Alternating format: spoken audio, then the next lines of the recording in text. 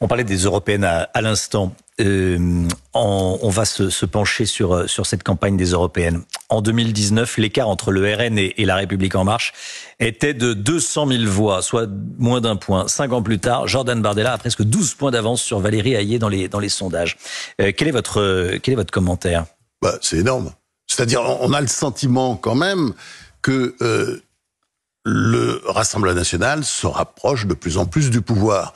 Et là, vous voyez, je vais être moins gentil pour Macron. J'ai l'impression que Macron fait tout pour l'aider, sans le faire exprès, mais simplement, qu'est-ce que nous vivons aujourd'hui ? C'est le gouvernement de la parlotte. Hein ? C'est ça, le gouvernement de la parlotte. Un gouvernement qui n'agit pas. Et il est temps d'agir. Alors, on voit, oui, il y a beaucoup de déclarations maintenant. La stratégie de l'exécutif, ça consiste à tacler le RN. Pour être très, très clair. Oui. C'est son programme de campagne. C'est une stratégie idiote. Parce que là encore, c'est la parlotte.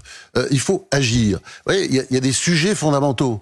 La France est menacée. Pas seulement par la Russie. Et là, j'aurais aimé de temps en temps aussi que, Emmanuel Macron, au lieu de se regarder souvent dans le miroir sur les grands sujets, parle aussi par exemple, la dette incontrôlée. C'est un vrai sujet.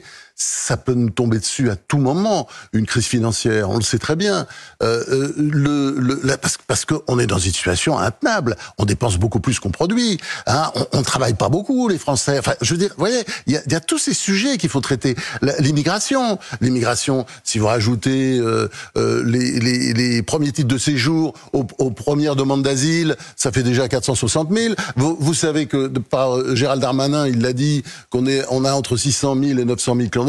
Ça fait quoi alors chaque année en plus? L'équivalent de 600 000, peut-être 700 000 immigrés supplémentaires. Donc c'est ingérable. C'est ingérable dans l'école. C'est ingérable. On le voit très bien. Il y a un côté, comment dire, comme si nous Vous voyez la France décliner, François-Olivier Gisbert ? Oui, je dirais, il y a un effondrement.